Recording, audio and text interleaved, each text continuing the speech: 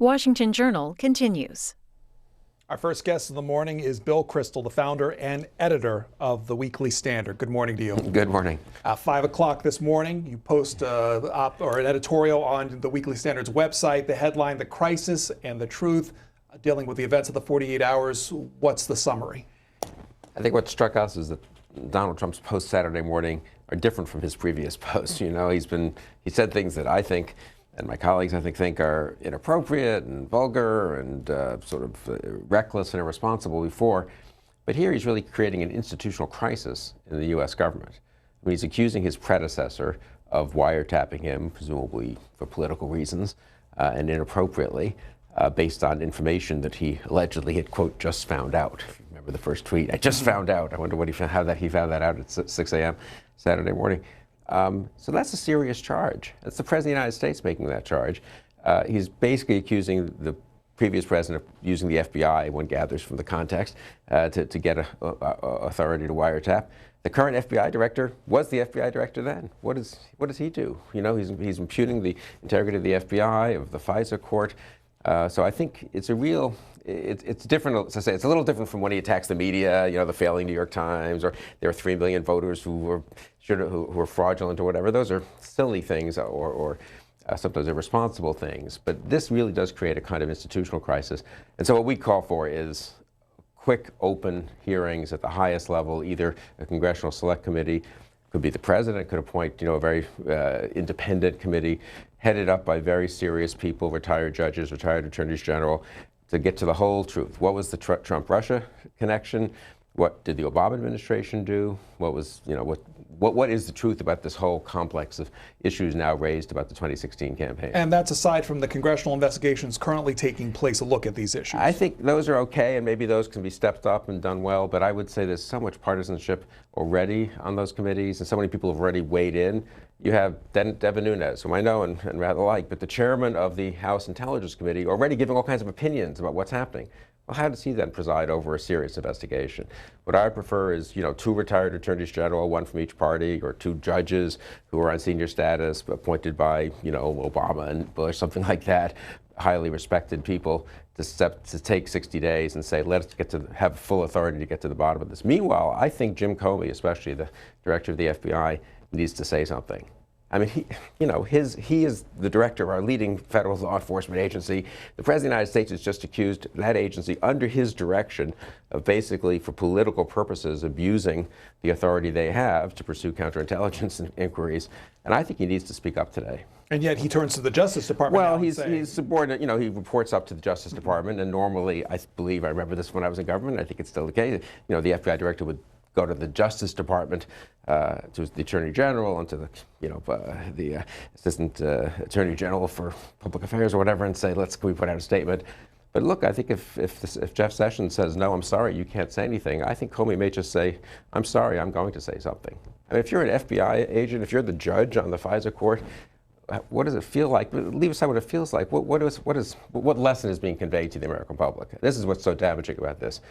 If you're a Republican, you think and if you're a Trump supporter, let me be more precise, you think the previous president used, for political reasons, abused a serious counterintelligence process and a key agency of the U.S. government.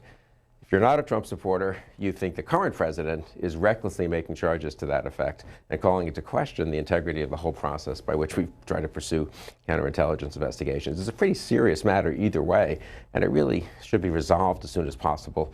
And in any case, as much sunlight should be shed on it as soon as possible. I think we quote in the editorial, I don't think we give him credit for this, but I think it was Justice Brandeis who said, sunlight is the best disinfectant. And I really think that would be true right now. The Crisis and the Truth is the editorial posted this morning on the Weekly Standard website. And Bill Kristol, the founder and editor of the Weekly Standard, joining us to take your calls.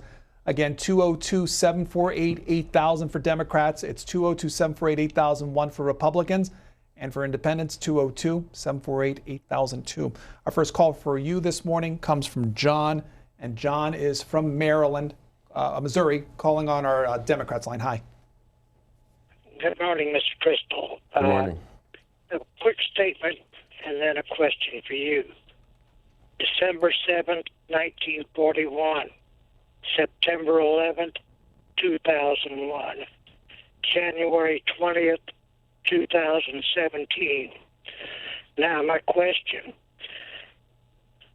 since you're a member of the press, and therefore you must be an enemy of the people, how can we trust anything that the Weekly Standard says? You don't have to trust anything the Weekly Standard says, but you should read the Weekly Standard and make up your own mind and compare it with other sources of news and your own, the information you have all around you. So I think we have a good diversity of news outlets in this country, and yeah, the enemy of the people phrase, that is an example of Donald Trump being totally irresponsible in the sense, using a phrase that really is associated with Lenin and with totalitarian regimes to describe members of the media. But again, I don't think it actually gets to the level of irresponsibility of accusing a preceding president, apparently without evidence. If he has evidence, he should produce it, for political reasons, wiretapping his campaign and distorting the institutions of the law enforcement institutions of the U.S. government. From New Hampshire, Republican line, Jake, hi there. How we doing? Yes, with the previous administration, Obama wiretapped all the political leaders across the world, and he was doing things that are far below the level of what he should have did, and I have no confidence in what Obama did, and I do believe that he did wiretap Trump. Look, if I was not a supporter, at least of President Obama, I must have written God knows how many editorials attacking him criticizing him on every possible policy issue. I voted against him twice, and so forth. But Obama didn't wiretap leaders across the world. The U.S. government wiretapped leaders across the world, and that's something that the Bush administration did as well. And I don't know that President Obama changed that much. But if he tried to do certain things like wiretap for bad reasons, the Republican presidential nominee, again, he can't do that. He has to order people to do that. And so are we really to believe that the people in the FBI and CIA, layers down, were complicit in this kind of conspiracy? Or was his White House so clever that they fooled the FBI into thinking something was so that wasn't so? That's where this is really a crisis. I mean, if you think about it for a minute, what people who think, quote, Obama wiretapped Trump really are saying is that the FBI, at least, was complicit. Jim Comey was the director of the FBI. Jim Comey is now director of the FBI. Right there, that's a kind of institutional crisis that needs to be addressed, I think. So even if we go down the road of investigations like you would say, do you think people would ultimately accept these things and these results, or at least these crises would be resolved? Well, one problem with having a kind of president who does indulge in conspiracy theories, and again, I'm a huge critic of Barack Obama, and I was not a fan of Bill Clinton, George W. Bush, though I supported him. I voted for him twice. I had a lot of problems with the way he did some things too. In none of those cases, though, did we have a president who indulged in conspiracy theories and really fed them. And I do think that creates an unhealthy dynamic in the body politic. This goes way back to the birth certificate of President Obama and so forth. And therefore people will say, oh, that's just another cover. It's a cover-up. It's a conspiracy. Now, I think, luckily, it's a free country. Our institutions are pretty strong. And that's the one thing that does reassure me. I do think Congress is Congress. The courts are the courts. The FBI is the FBI. 98% of the people in the FBI are not going to do illegal things knowingly. They're not going to, for political reasons, follow an order that comes from the White House. I don't believe James Comey is going to do this. He may have used bad judgment at times. The irony is, just 3-4 months ago, he was the guy Democrats were complaining about who elected Donald Trump by releasing the information that he was reopening the investigation of Hillary Clinton, 10 days before the election. Now he's the guy that suddenly Republicans are complaining about because they think he might have done this at President Obama's behest. But it is bad for the country to have this level of conspiracy theorizing. And that's why I do think just shining a spotlight on it, explaining what happened, I think the truth will end up being much less. I don't believe that the Federal Bureau of Investigation or the FISA court were complicit in a politically motivated investigation. They may have investigated certain people associated with the Trump campaign for ties to Russia, or they may have, in the course of eavesdropping quite appropriately on foreign government officials or foreign agents, have come across connections with the Trump campaign. Those connections might have been serious. They might have been kind of innocent or trivial, you know. But again, I do think we now need to know all that. Now, it's a problem because when you're dealing with foreign intelligence, counterintelligence, you don't want to reveal what you know. Some of these are ongoing legal investigations. They're ongoing intelligence inquiries. But I would err now on the side of I think what we called it in the editorial, this was my colleague Steve Hayes' phrase, radical transparency. I think that it's enough of a crisis of confidence in the country, enough of an institutional crisis that we need to maybe give up a little bit on these sort of strictly, oh, it's an ongoing investigation, or oh, we can't discuss something that's part of the intelligence inquiry. Kind of, we have to give up a little bit of that, I think, and say, here's what happened. The public needs to be reassured that we have some sense of where we are. At Democrats Line, Jackson, Mississippi. Ruth, hello. Hi, how are you today? Fine, thanks. I know that it's so hard for the people out here that's not experienced in these things to think whatever they want to think. Now, they so caught up into Trump era and what Trump is putting out there, and he says anything that he wants to say, and people tend to believe what he say, and that's why we have such a problem. Now, if Obama had said some stuff like he said, it would have been a catastrophe. He accused him of not being American. He accusing everybody of stuff. Whenever he gets in a hole, he fights his way out by digging up dirt on other people. But people don't have a problem with that. They have a problem with the truth. And the truth will set you free, and it's going to come out sooner or later. Thank you. Well, I agree that the truth should come out, and I think it will come out, but it will come out faster if we have a real serious bipartisan investigation of it, I think. I do think it's something to the point that, I mean, Donald Trump, I mean, I'm a Republican. I voted for every Republican since I was 18 years old. Including Mr. Trump? No, not including Mr. Trump. He's the first I couldn't vote for. And that was really, the caller's point was really the reason that, you know, you could agree or disagree with Clinton, Bush, Obama, all these other people running for president. But Trump does sort of indulge in a kind of rhetoric and a kind of conspiracy theorizing, a kind of something that really, I think, warps the political system in a way that all these other presidents haven't. Now, I had hoped when he became president, president-elect, that might change. And there were some indications that some of his appointments were very good. And I thought, well, maybe the Trump administration will be okay, even if Trump himself is a little bit questionable as a president. Then he becomes president, and you think, okay, maybe he's going to get serious. And then he gives a decent speech to Congress last week. You think, oh, finally, maybe. People were all saying, oh, finally, the Trump presidency has begun. I really am worried now. I mean, in the sense that he's going to be president for either for 4 years or until he leaves office voluntarily or is removed from office, obviously. And I don't think that's likely, at least in the very near future. And, you know, is he, I guess one of the things that most spooks me, if I can put it this way, is he doesn't need to have internalized the fact that he's president of the United States. I mean, it's just whatever. Again, Clinton, Bush, all these guys. Once they were in the Oval Office, it was, I've got to be different. I can't. Things I could say as a candidate, and even when you're a candidate, you should be a little more careful for president. Things I can say as a candidate, I can't say now. I can't speculate on intelligence matters, on who's wiretapping whom. I should be sort of dignified in the way I conduct the office. Most of the time, they all had lapses. They all said things in private that then got out that they probably regretted.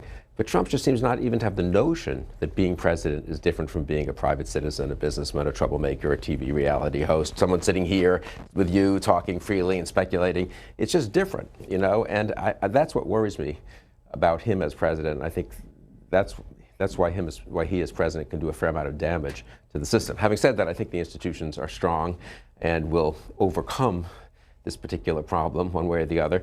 And we could end up with some policies that I agree with and some agencies of the government that are well run, you know, the Defense Department and so forth. So I don't think everything is dark. But I do think this that tweet storm Saturday morning showed, this is 6 weeks into having been president, showed a sort of lack of understanding of what his role is. That's worrisome. And then this week, the travel ban expected. This week also Republicans expected to act on health care. Does this overshadow all that? It may, but ultimately, I mean, an agenda for the Republicans. I mean, in a way, that's reassuring if we could just get back to business and have normal arguments about, you know, visa policy and immigration policy and healthcare policy. That would be what the system is supposed to have, and then you can have better or worse arguments. But I think it will overshadow it. But in some way, those people who are saying, well, if only, okay, now we can get off this silly stuff onto the agenda, but really calling into question the probity of the FBI director and whether the FBI has been politicized is more serious than the details of the Republican health care proposal. So or even perhaps than the executive order if they do a revised one today. So I think we'll have people can do a lot of things at once. You know, Nixon spent 1973, 74 getting himself driven from office, and at the same time he conducted foreign policy, and Kissinger did things, and Jim Schlesinger did things, and there were economic debates.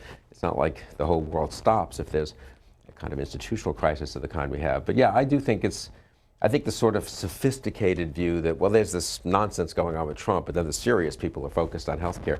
I don't really believe that. The most serious issue we have right now is the basic trust in our institutions of government. From Arkansas, this is Charles on our Republican line. Good morning. By the way, Bill, who's going to take responsibility when we're attacked by someone? Because the newspapers, Comey did Clinton live and Loretta Lynch live when they met. Is the Ninth Circuit Court going to take responsibility? Is Comey, is the ACLU now that's going to sue our president? Are they going to stand up and say, we're sorry? People are going to become dead over this stupid thing. There has never been any proof that anybody in the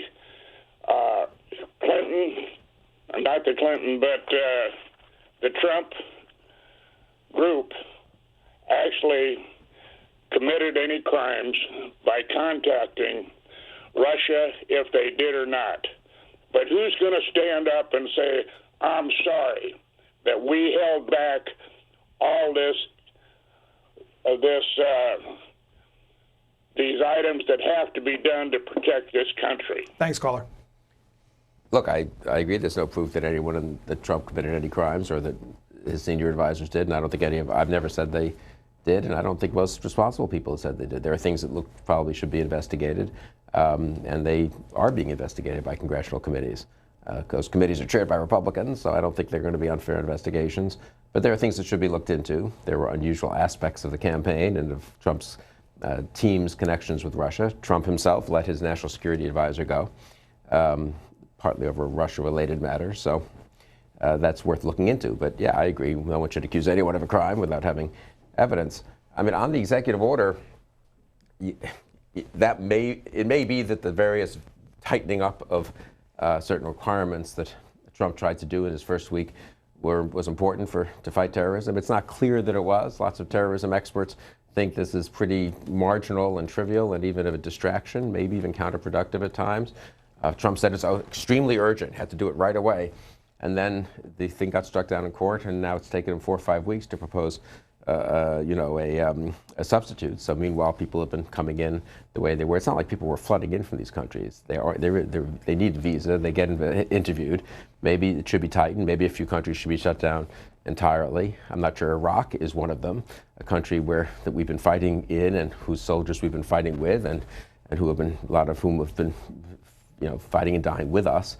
The idea that some translator for American troops is going to be denied entry I don't think is appropriate. But anyway, we should have a policy debate on that. We shouldn't have a debate where if you're on one side, you're accused of helping terrorists or wishing to help terrorists.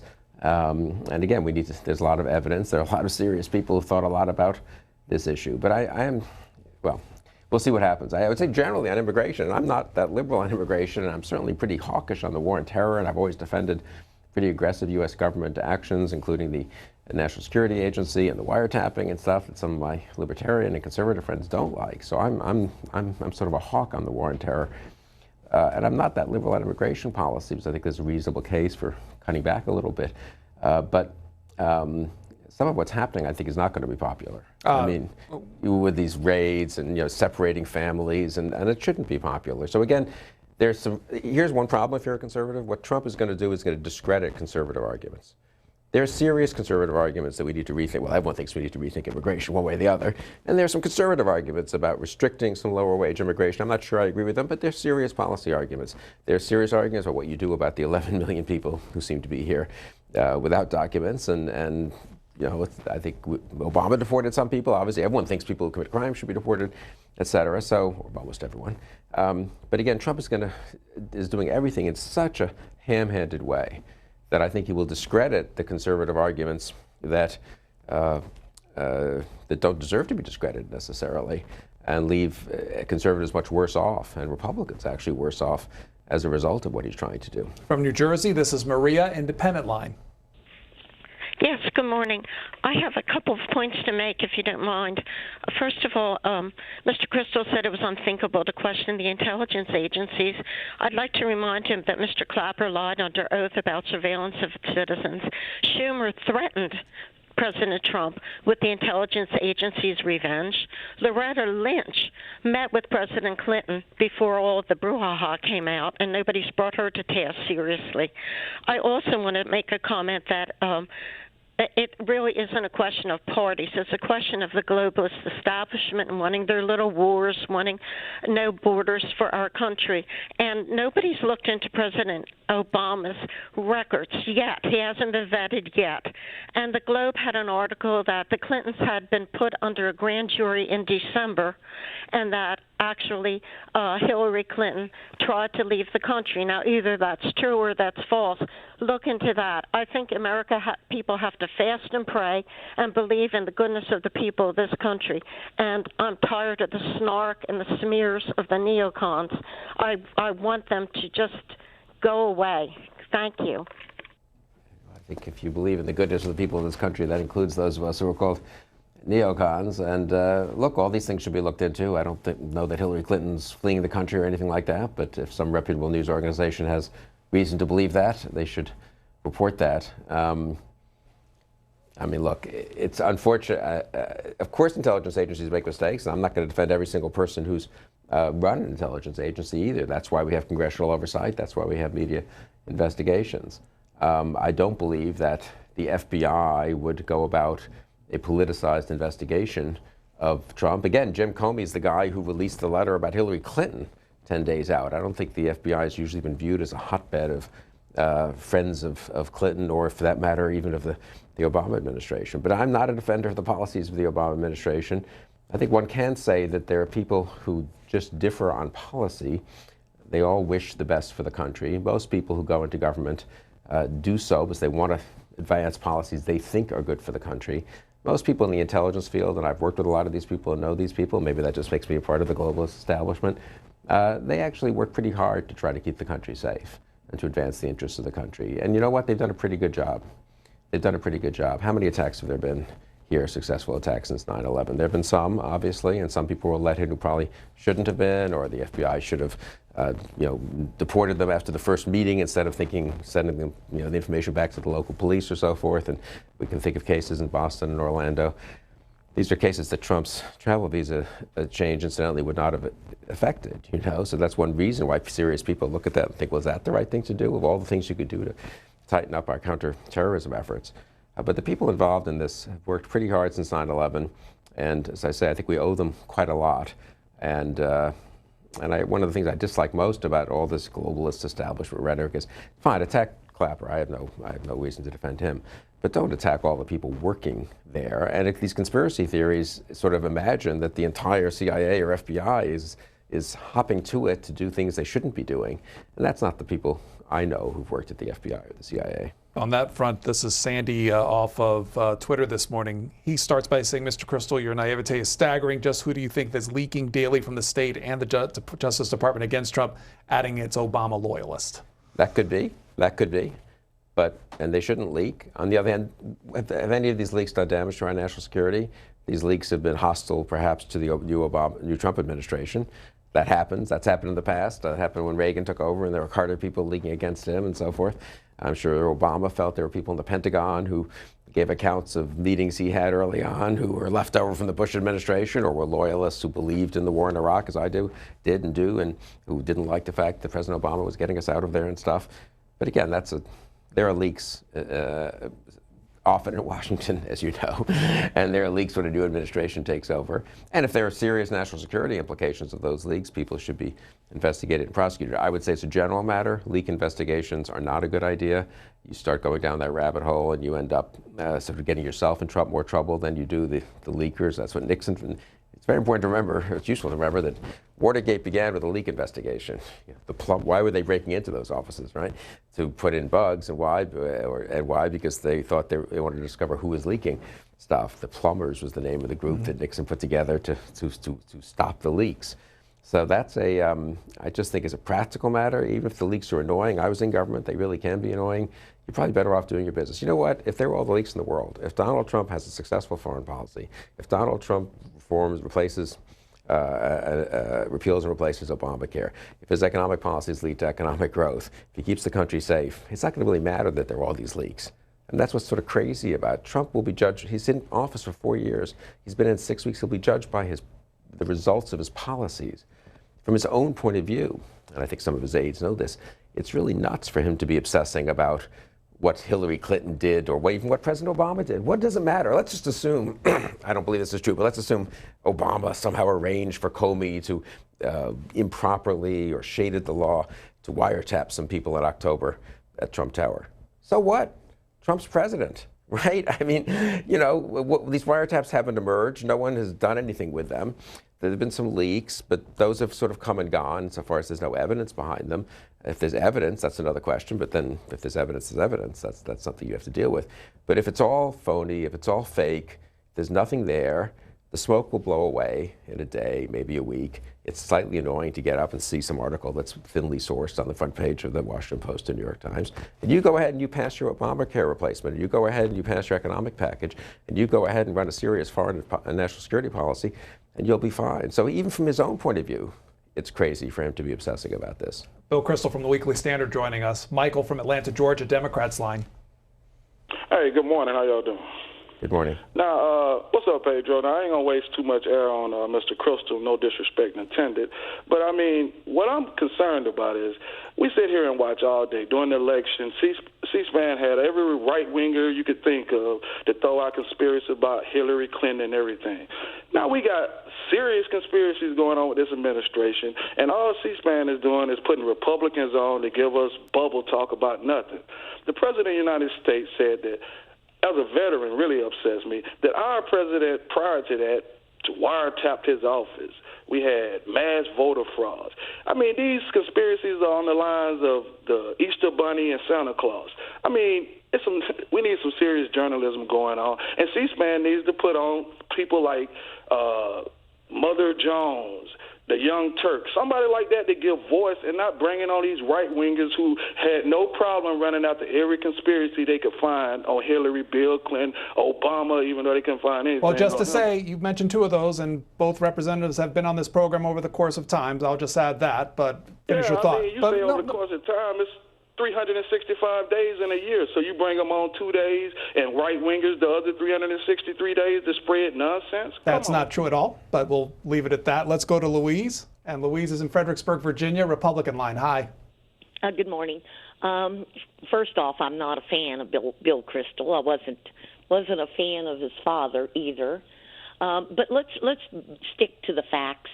There were 17 intelligence agencies that came out in December saying that, yes, Russia hacked, but they didn't say that they hacked the emails of Podesta. They did not say that. What they did imply was that there was a propaganda war, that Russia influenced the election, may have influenced the election through the RT, Russian television, which I happen to like. They have a lot of different things about the world as compared to CNN, NBC, and all those others that only stick to Trump. But the right wing, the extreme right, which is you are, you're very upset that you're afraid that President Trump is not going to do your bidding, and you are absolutely obsolete. So let's stick with the facts. So what I'd like to say is I trust James Comey. I trust the FBI. I absolutely do. I've known different FBI agents. They're very good people, and honestly, they're fair and honest, and I trust them just like I do the state police. But what you're doing with your opposition to Trump, and you and the left wing are joining together, you don't want to change the system. The system suits you fine, and you need to just go away. But I want Okay, to say, caller, we'll leave it there. Well, I'm glad you trust James Comey and the FBI. Even James Comey, though I respect him, I wouldn't trust him blindly. But it's Donald Trump who attacked him Saturday morning, not me. So your problem is with Donald Trump, A. And B, yeah, I disagree with Donald Trump on some things. I don't expect him to do my bidding. It's a free country. We're allowed to agree or disagree with him. So I'm happy to agree where I can. I wanted to agree with the Republican nominee. I tend to agree with many of his policies. I admire many of his appointments. But all this talk about changing the system and, people like me want to keep it the way it is. It's just, honestly, it's simple-minded. Of course, I want to change some things, and I want to keep some other things mostly the way they are, like having a free country, having free media, having a president who behaves in a dignified way in office.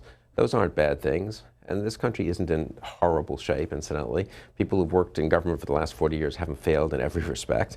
So I think a president who wants to change some things but also wants to defend what deserves to be defended is a good thing. All this drain the swamp talk, and it's fun, it's nice, it's exciting. Of course, Trump isn't doing that at all, right? He's proposing the exact same size spending in the federal government as President Obama did. Tiny, small increase, 3% increase in the military, some cuts that the liberals will go crazy about, some of which I'll support, in domestic agencies, but basically no touching of entitlements. So Mr. Change is going to submit a budget that's going to have the exact same top line number as President Obama. Mr. Change has put a bunch of rich guys and billionaires in his cabinet. He's got Reince Priebus. I like Reince. The chairman of the RNC is his chief of staff. That's real huge change, right? And a lot of other people who've been in government a long time, which is probably the way it has to be. It's always going to be that way in government to some degree. You can get people who've been in before. He's proposing some policies I agree with. Obamacare replacement, that's a plan that was developed by a lot of people. I worked with some of them, people we published. I wrote a lot about this in the Weekly Standard to replace Obamacare, so that's good. That's the kind of change I would like to see. But again, let's see if he can do it. That takes hard work. And his administration so far has probably damaged the prospects for the kind of legislative changes, serious changes. Also, what about institutional reform? I am for that. We shouldn't just leave things the way they've been for the chances for years or decades. Are the chances for institutional reform greater or less when we have a president who's so reckless in all of his charges that everyone just says, well, geez, if the alternative is just kind of blowing everything up, we better stick with what we've got. And that is where the American public are going to end up. That is where, if Trump goes down this road, he's going to lose more support. This is not going to work. And we're going to end up with a failed administration. Bill Kristol of the Weekly Standard. The latest on the website, The Crisis and the Truth, is the editorial posted this morning. Mr. Kristol, thanks for your time. Thanks, my pleasure. Coming up, we'll hear from Timothy Snyder. He's a Yale history professor, also the author of the book on tyranny, 20 Lessons from the 20th Century. And later on in the program, it's our regular Your Money segment. We will take a look at the cost related to President Trump's travel to Florida and the protection costs for his family as well. Washington Journal continues after this.